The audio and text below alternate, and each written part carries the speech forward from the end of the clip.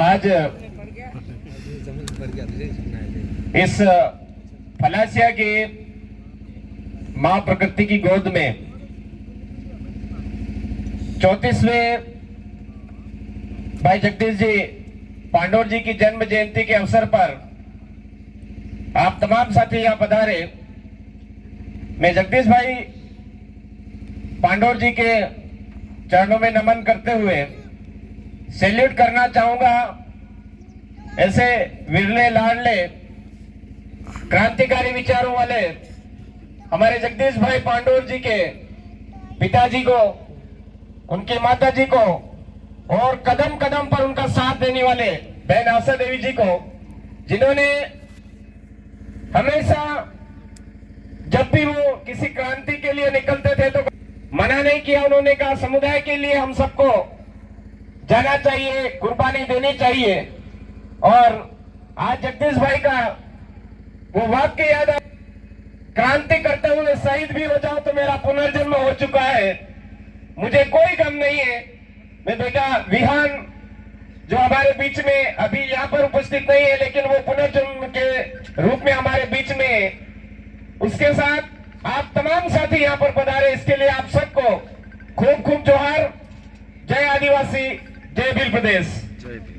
साथियों, ऐसा क्या था जगदीश भाई के मन में, ऐसी क्या लालच थी, ऐसा क्या जुनून था, ऐसा क्या विचार था जो नीमच में जाकर के इस आदिवासी परिवार की कोई संवैधानिक लड़ाई होती थी उसको लड़ने के लिए वो वहां पहुंच जाते थे। प्रतापगढ़ में क्या था जो संवैधानिक लड़ाई आदिवासी समुदाय के साथ में कोई अत्याचार हो रहा है तो वो वहां पहुंच जाते थे। रतलाम में कहीं कोई आदिवासी समुदाय के साथ कोई गलत हो रहा है तो वहां पहुंच जाते थे।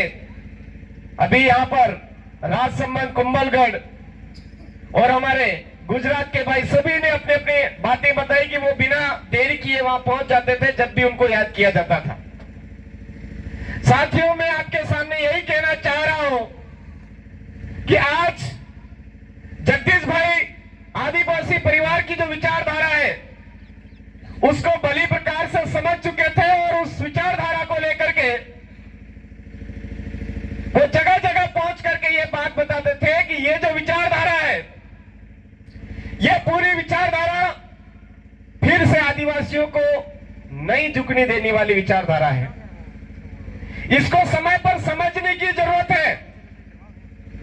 आज इतिहास उठा करके उन्होंने समझा पड़ा कि आदिवासियों ने किसी भी विदेशी आक्रमणकारियों की संतानों के साथ या विदेशी आक्रमणकारियों के सामने घुटने नहीं टिके।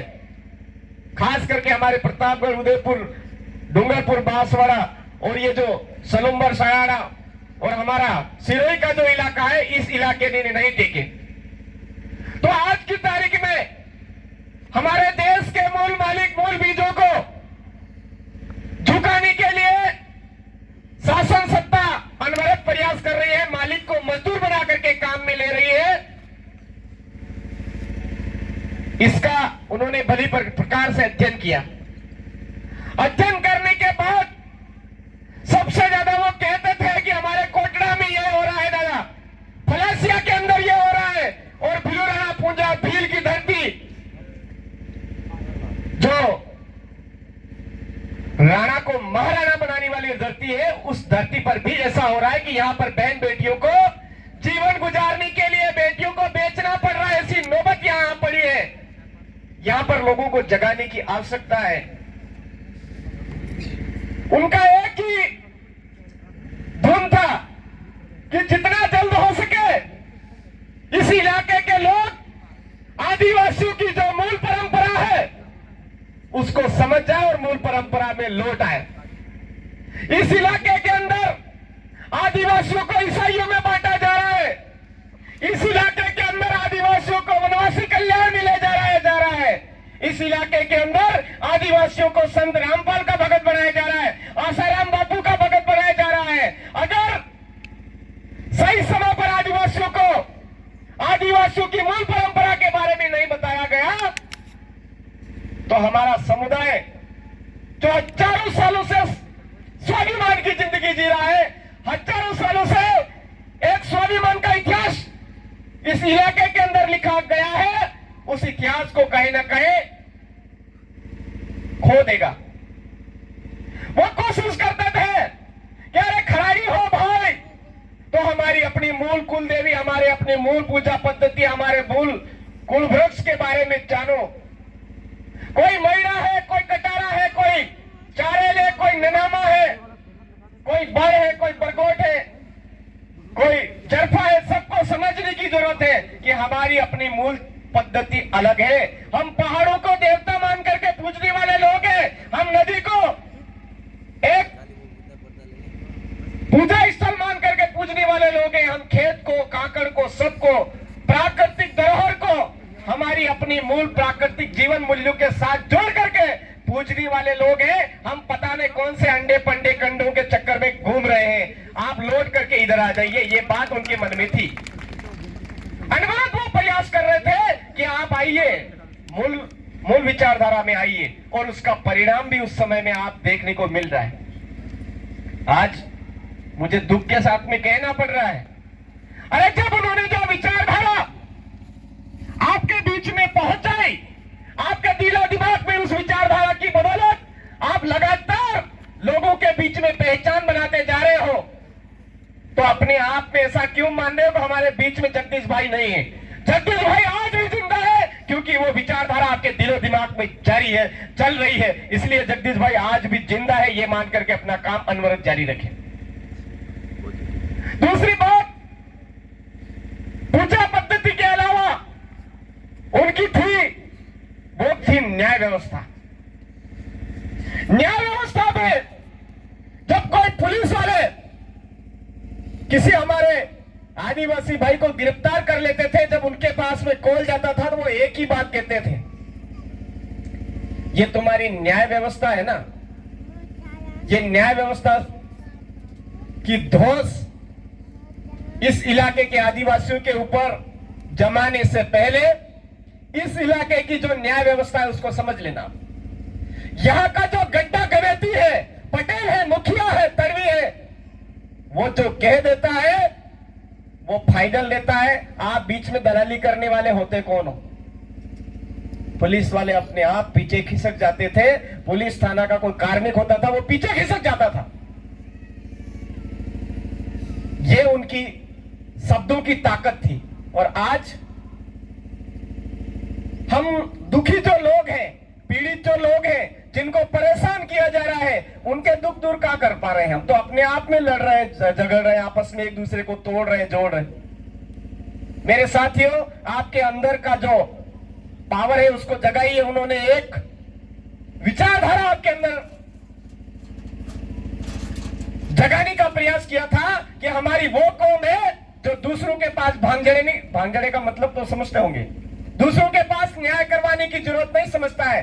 हमारा न्याय हम खुद करना जानते हैं। हमारे दो भाई झगड़ जाते हैं तो दो भाई वापस जुड़ भी जाते हैं, वो हमारे समुदाय के अंदर तरीका है। और हमारे समुदाय के अंदर जो तरीका है उससे बढ़कर के इस दुनिया में कोई तरीका नहीं। आप फालतू बीच में ये पुलिस चौकियां वो क्या मत लगाइए। यहां पर आदिवासियों की जो न्याय व्यवस्था है उससे बढ़कर के कोई न्याय व्यवस्था नहीं है। ये बात जगदीश भाई बार बार इस इलाके के अंदर बोलते थे। बात आती है अभी संसाधनों की। फोगाट जी ने बात बताई कि हमको 30 तारीख को संसाधनों के अंदर हिस्सेदारी की मांग उठानी चाहिए। जगदीश भाई कहते थे, अरे साधन संसाधनों की बात है, हमारे इलाके के अंदर कोई हमारे पहाड़ों की तरफ भाग उठाने वाला था, कोई हमारे गांव की काकड़ की तरफ भाग उठाने वाला था, सीमा की तरफ भाग उठाने वाला था, उसकी आंख को ही हमने रहने नहीं दिया है। किसी ने हमारे इधर हाथ लंबा किया और हमको लगा कि हमारी जल जंगल जमीन को छीनने के लिए ये हाथ बढ़ रहा है, तो उसका हाथ ही गायब मिला था। किसी का सर इस इलाके के अंदर जल जंगल जमीन और यहाँ के बहन बेटियों के लिए उठता था तो उसका सर ही गायब मिलता था। ये हमारे इस इलाके की जो धरा है, इस इलाके का इतिहास रहा है। लेकिन मेरे भाइयों, आज की तारीख में हमको समझने की जरूरत है कि समता बनाम आंध्र प्रदेश 1997 का जो जजमेंट आया हुआ है अनुसूचित क्षेत्र को लेकर के, उसमें स्पष्ट बोला है कि शेड्यूल एरिया के अंदर एक भी इंच जमीन ना केंद्र सरकार की है, ना राज्य सरकार की है, ना किसी गैर आदिवासी की है, और ना ही किसी कंपनी ट्रस्ट वगैरह वगैरह किसी की नहीं। अभी रास्ते में हम देखते हुए आए, हमारी जमीन पर अभी हाईवे का काम पूरा ही नहीं हुआ है, और हमारे ही देश के मालिकों के लिए एक टोल नाका लगा है और वहां पर वसूली चालू हो गई। अभी हाईवे का काम पूरा भी नहीं हुआ है। जमीन किसकी? हमारी। बेदखल कौन हुए? देश के मालिक। और वसूला किससे जा रहा है? उनसे ही। किस लिए? उदयपुर जाने आने के लिए। बोलो ये गलत है या नहीं? अरे बाहर से कोई आ रहा है, वो इस रोड पर होकर के आ रहा है, जा रहा है, उससे वसूली है, वो नियमावली हो सकती है। लेकिन शेड्यूल एरिया के अंदर शेड्यूल एरिया के लोगों के लिए जो कानून नियम नियमावली बनती है, उसके लिए ग्राम सभा की सख्त जरूरत होती है। हमारे गांव के लोगों की सख्त जरूरत है। और आज हमारे इस इलाके की जो ग्राम सभा है, उन्होंने परमिशन नहीं दी है यहाँ के कलेक्टर साहब को कि आप हमारे इस इलाके के लोगों से टैक्स वसूलिए। अगर ये जो टैक्स को लेकर के कोई कानून बना है, राज्यपाल का कोई गजट नोटिफिकेशन जारी हुआ है क्या कि शेड्यूल एरिया के लोगों के ऊपर और शेड्यूल एरिया के ऊपर ये नियमावली लागू होगी? अगर ऐसा कोई नोटिफिकेशन जारी हुआ है तो वो टोल नाके वाले हमारे यहां से टैक्स वसूल कर सकते हैं, अन्यथा नहीं कर सकते। ये हमको जानकारी होनी चाहिए। अब ये बात हम उनसे डटेंगे, लड़ेंगे, विद प्रूफ के साथ में आमना सामना करेंगे, संवैधानिक दायरे में लेकर के बात करेंगे, तो शायद वो भी पीछे कदम हटाने को मजबूर होंगे। लेकिन हम सरपंच, मेंबर, जनपद प्रधान, विधायक, सांसद बनने की लालच में एक दूसरे की टांग खिंचाई करते रहेंगे तो कुछ होने वाला नहीं है। फिर तो वो जो नकेल कसे हुए नेता जो जा रहे हैं, उनमें और हम में कोई फर्क नहीं होगा।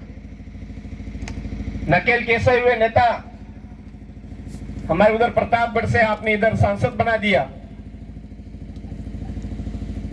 जो उनकी नाक में डाल रखा है वो नकेल, वो कहते हैं उठ, बस वो वहीं ढेर हो जाते हैं।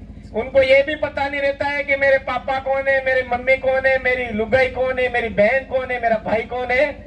उनको सब कुछ अन्य का ही लगता है। हो सकता है आज, अब नहीं बोलना चाहिए मुझे, हम सबको यही बात समझने की जरूरत है। एक गांव में हमारे स्कूल टूटे हुए हैं, स्कूल ये टूटे हुए हैं। हमारे इस इलाके के आर्टिकल 275 के तहत हमारे लिए जो बजट है उसका कितना हिसाब किताब है वो कुछ पता कुछ नहीं है। वो बड़ी बड़ी बातें करते हैं, धार्मिक ढोंग धतूरे, धार्मिक तंबुड़ियों की। तो ये ऐसे नेता हमारे इलाके के लोगों के बीच में इसलिए काम कर रहे हैं कि उनको इस इलाके की जो ताकत है, संवैधानिक जानकारी है, पूर्वज पुरखों की जो जानकारी है, यहाँ की न्याय व्यवस्था, यहाँ की जो महत्वता है, यहाँ का जो स्वाभिमान है, उसके बारे में नहीं पता है। इस वजह से ऐसा हो रहा है। तो जगदीश भाई पांडोर यही चाहते थे कि हम रहे या नहीं रहे, हमारा आमजन ऐसी बातों को समझे और हमारे पूर्वज पुरखों की जो बलिदानी है उसको समझते हुए इस इलाके का स्वाभिमान जिंदा रखे। इसके लिए वो हर मंच से बोलते थे कि मैं भील राणा पूजा भील की धरती से जगदीश भाई पांडोर आपके बीच में बोल रहा हूं। वो बार बार वो सब भीलू राणा पूजा का नाम इसलिए लेते थे कि इस नाम की वजह से हमारे लोगों के अंदर यह एहसास हो कि पूरे भारत के राजपूत समुदाय का स्वाभिमान महाराणा प्रताप, उसको स्वाभिमान दिलाने वाले, राणा से महाराणा बनाने वाले भील राणा जो पूजा थे, वो भील थे और इस इलाके के थे जिन्होंने उनको महाराणा बनाया। वो लोग हम हैं। इतना बड़ा त्याग और बलिदान देने वाले लोग हम हैं। ये बात हमारे लोगों को समझ में आए, इसलिए वो बार बार ऐसी बोलते थे। उनका एक जबरदस्त जो स्लोगन था वो वायरल हुआ था कि ये जो चौहार की क्रांति है, आदिवासियों की जो क्रांति है, इस क्रांति का जो रूप है वो आंधी तूफान से भी खतरनाक है। इसमें जो छोटा मोटा कचरा होगा वो तो यूं ही साथ में उड़ करके चला जाएगा। अभी तो ऐसा लग रहा है कि वो जो छोटा मोटा कचरा तो बड़े बड़े ढेलों को लेकर के उड़ रहा है, ऐसा लग रहा है मुझे। अरे मेरे भाइयों, आपके साथ आपके दिमाग में जो विचारधारा डालने का प्रयास करते हुए शहीद होकर के हमारे बीच में से आज वो चले गए, लेकिन हमारे बीच में आज भी वो जिंदा है, उसको जगाइए। जगा करके इस बात को समझिए कि न लोकसभा न विधानसभा, सबसे ऊंची ग्राम सभा हमारे इलाके में हमारा राज, हमारे गांव में हमारा राज। न हम झुके थे अंग्रेजों से, न हम झुके थे मुगलों से, न हम झुके थे किसी भी विदेशी आक्रांताओं से। वो लोग हमें आज की तारीख में इस इलाके के लोगों को मालिक से मजदूर बनाया जा रहा है, मजदूरी करवा करके मजदूरी नहीं दी जा रही है। हमारे साथ में शारीरिक शोषण, हमारे इलाके के साथ में आर्थिक शोषण, सामाजिक शोषण है। उसके खिलाफ आवाज बुलंद करिए, उठिए, जागिए, एक जम पर आइए। कोई हिंदू की तुमड़ी अलग से लेकर के मत घूमिए, कोई ईसाई की तुमड़ी अलग लेकर के मत घूमिए, कोई वनवासी की तुमड़ी अलग लेकर के मत घूमिए। देश के मूल मालिक हो, मूल मालिक मूल जम पर आइए। ये बात उनकी थी, वैचारिक एकीकरण की बात थी। साथियों, अभी वर्तमान में आरक्षण, अनुसूचित क्षेत्र आरक्षण मोर्चा को लेकर के प्रतापगढ़ जिले में, बांसवाड़ा जिले में जो मांग उठाई जा रही है, मैं आप तमाम साथियों को निवेदन करता हूं कि आप उसमें जरूर आएंगे, लेकिन साथ ही मैं ये कहना चाहता हूं कि उस मांग में हम शामिल हो रहे हैं तो किसके लिए हो रहे हैं? हमारी आने वाली जनरेशन के लिए हो रहे हैं। वो जनरेशन जो आगे जाकर के हम देख रहे हैं कि वो डॉक्टर बने, वो जनरेशन हम देख रहे हैं कि आगे जाकर के वो एक अधिकारी बने, तहसीलदार बने, कलेक्टर बने और हर जगह अच्छे पदों पर पहुंचे। लेकिन वो जनरेशन तो आज की तारीख में मोबाइल की रील बनाने में व्यस्त चल रही है, समय पर स्कूल नहीं जा रही है, शादी ब्याहों में ज्यादा ध्यान चल रहा है।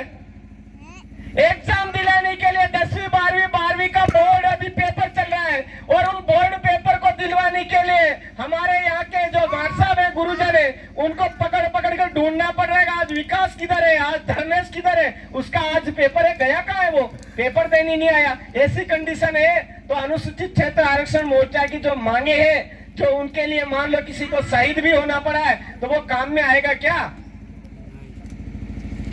आएगा क्या? नहीं आएगा।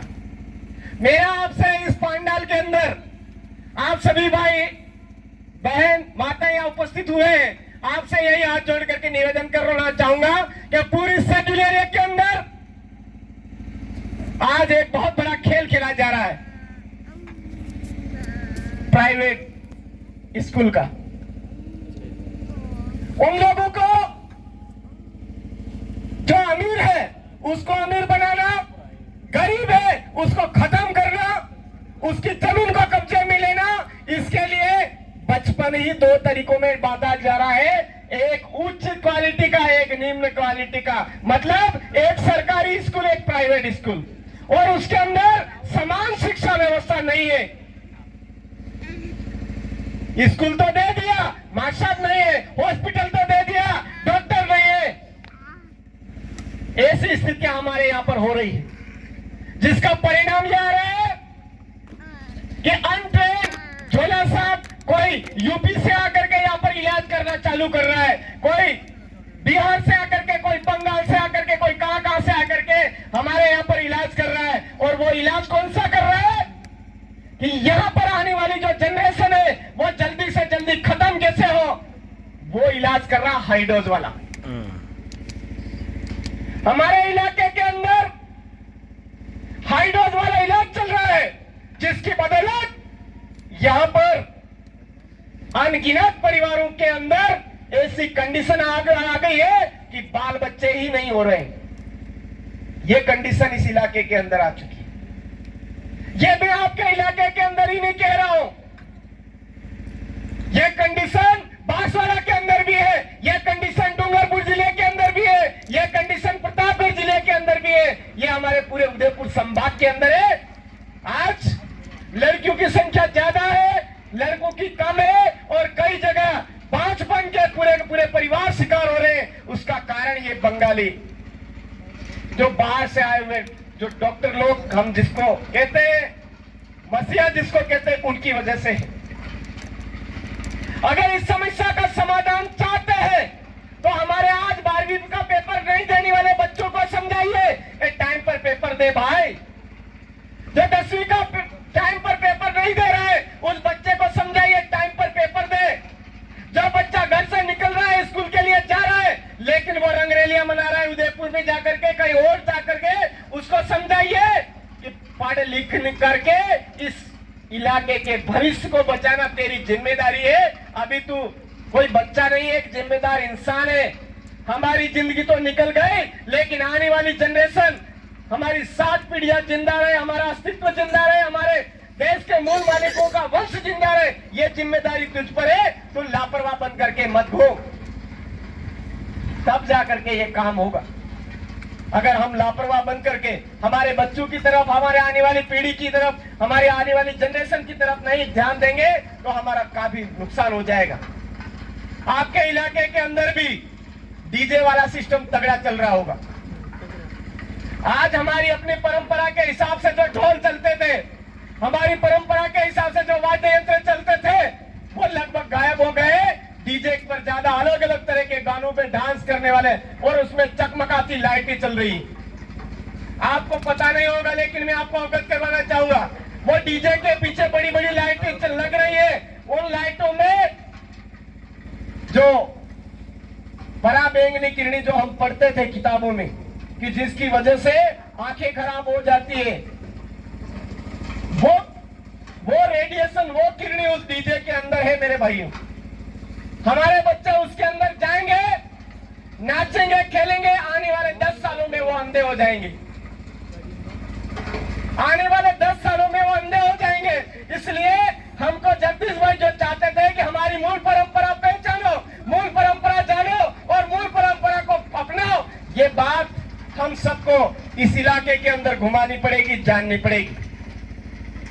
आज हमारे इलाके के अंदर सबसे ज्यादा, चाहे झाड़ोल हुआ, चाहे कोटड़ा हुआ, चाहे फलासिया हुआ, खास करके कोटड़ा के अंदर ये शिकायतें आती है कि वन विभाग हमको डरा रहा है, वन विभाग हमको डरा रहा है, वन विभाग हमको डरा रहा है। ऐसे वन विभाग के जो कर्मचारी हमको डरा रहे हैं, उनसे पूछिए क्या 1927 के अंदर इस इलाके के अंदर फॉरेस्ट के नाम पर कितनी जमीन थी, पहले वो डिटेल दीजिए। 1927 के अंदर जो जमीन वन विभाग के कब्जे में आ चुकी थी, उसके अलावा 1 इंच भी जमीन आज की तारीख में फॉरेस्ट डिपार्टमेंट की नहीं। अगर वो जबरदस्ती हमारे इस इलाके के अंदर कोर्ट डाल रहे हैं, मतलब वो बाउंड्री बना रहे हैं, इसका मतलब कहीं ना कहीं पूंजीपति का हाथ है। वो जबरदस्ती कानून का हवाला, फॉरेस्ट डिपार्टमेंट का हवाला देते हुए हमारे इलाके की जमीन छीनने का प्रयास कर रहा है। इसलिए वन विभाग से डरिए नहीं, सवाल करिए।